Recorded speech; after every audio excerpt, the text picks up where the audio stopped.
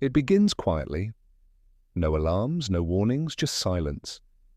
You wake up one morning, check your phone, and something feels off.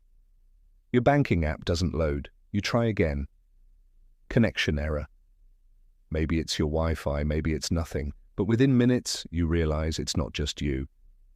Across cities, across continents, millions of people are doing the same thing and discovering the same terrifying truth. The banks are gone, ATMs are frozen, credit cards decline, online payments stop processing. Money, the invisible bloodstream of modern civilization, has stopped moving. For the first time in generations, the world faces a day without banks. By mid-morning, panic begins to spread. Social media explodes with rumors. Cyber attack, government seizure, system update. Lines form outside ATMs that no longer work. Supermarkets hang up cash-only signs. But even those with cash quickly realize most people have almost none. In major cities, tension rises. People race to withdraw whatever they can from machines that give nothing. Others storm gas stations, trying to fill up before it's too late. Within hours, news anchors appear on screen. Their tone is calm, but their eyes tell another story. Governments issue short statements. Temporary technical difficulties. Please remain calm, but no one believes it. Panic, once it begins, moves faster than truth. The first real crisis hits within 24 hours. Every system that depends on electronic transactions begins to fail. Food distributors can't pay truckers, truckers can't buy fuel, factories can't purchase parts. The invisible network that connects every business, every wage, every rent payment collapses. In just one day, the digital economy that took decades to build becomes a museum piece of broken code. Inside corporate towers, executives stare at blank screens. The stock market halts trading indefinitely. Cryptocurrency platforms, ironically, skyrocket in activity, yet without banks, they too have no bridge to the real world. The cash society that vanished decades ago suddenly becomes the only functioning system. Except for one problem, there isn't enough cash. By day 3, supermarket shelves start to thin. By day 5, fuel stations close. By day 7, people begin to barter. Governments rush to intervene. Central banks issue emergency statements. Helicopters drop leaflets explaining that systems will be restored soon. But soon doesn't calm an empty stomach. People begin trading whatever holds value: gold, jewelry, cigarettes, even canned food. The illusion of stability fades. Society begins to fracture along the oldest lines, those who have and those who don't. Police struggle to control protests as trust evaporates. Some communities unite to share resources, others barricade themselves in fear. A simple truth emerges: without money, civilization slows. Without trust, it stops. Behind closed doors, the world's most powerful leaders face the unthinkable. They meet in dark conference rooms surrounded by screens showing red alerts. The global banking network has been crippled by a single point of failure: trust. Even if systems are technically restorable, the public's confidence is shattered. Economic ministers propose printing physical currency en masse. Central banks suggest creating emergency digital credits backed by governments. But every solution requires belief, and belief, once lost, is the hardest currency to restore. Nations begin to look inward.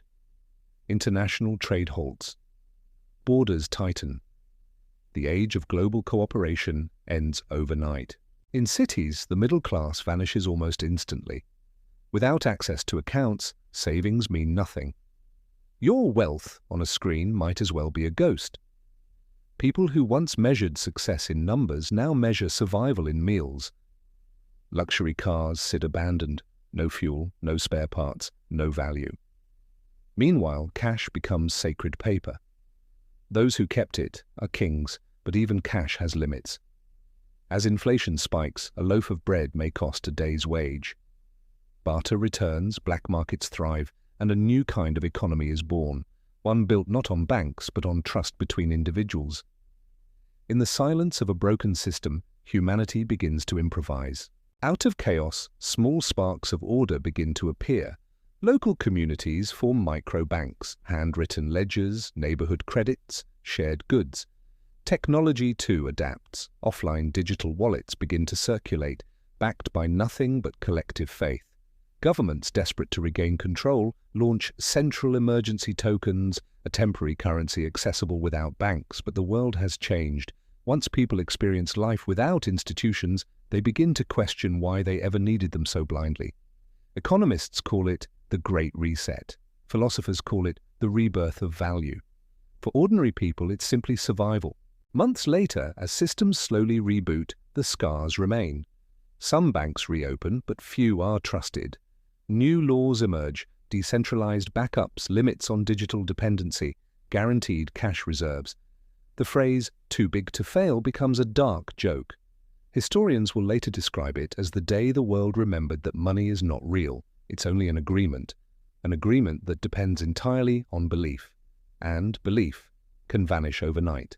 If banks shut down tomorrow, we wouldn't just face a financial crisis, we'd face a crisis of meaning. Every digital transaction, every paycheck, every stock trade depends on invisible promises. When those promises break, we are forced to confront what truly holds value: food, water, community, trust, knowledge, and resilience. The shutdown would reveal something profound. Money never controlled the world. Belief did. As the months pass, life stabilizes in a new form. Some societies rebuild their banks with stronger systems, others abandon them entirely, embracing community-based trade and decentralized finance. Children grow up hearing stories of the week the world went dark. For them, it's not just history, it's a warning, a reminder that our civilization is only as strong as the code, the cables, and the confidence that connect us, and that the real wealth of humanity is not stored in vaults or servers, but in our capacity to trust, adapt, and rebuild again and again. The shutdown was never truly about money.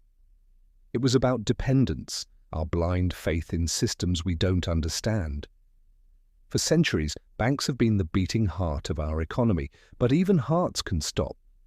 And when they do, the world must remember how to breathe on its own. Because someday, maybe tomorrow, maybe years from now, the silence could return. And when it does, the question won't be, what happens if the banks shut down? It will be, what happens if we forget how to live without them?